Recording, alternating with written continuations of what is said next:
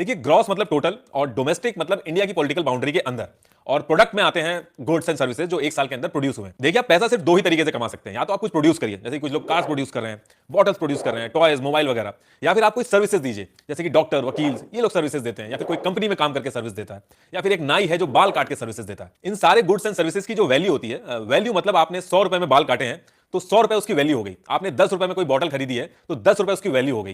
तो एक साल के अंदर ये जितने भी गुड्स एंड सर्विसेज की वैल्यू होती है विद इन अ कंट्री, उसको जीडीपी बोलते हैं। अगर यूएसए की कंपनी इंडिया में आके कुछ मैन्युफैक्चर करेगी या बनाएगी तो वो इंडिया के जीडीपी में काउंट होगा, वो यूएसए के जीडीपी में काउंट नहीं होगा। इसीलिए हम लोग इतना फोकस करते हैं मेक इन इंडिया के अंदर। इसको एक एग्जांपल से समझते हैं। मान लीजिए कोई एक मॉल है, उसमें कोई शॉप कपड़े बेच रही है, कोई शॉप बाल काट रही है, कोई टेरो कार्ड रीडर भविष्य बता रहा है, सर्विसेज दे रहा है, कोई बर्तन बेच रहा है, और हर फ्लोर पे गुड्स एंड सर्विसेज बेचे जा रहे हैं।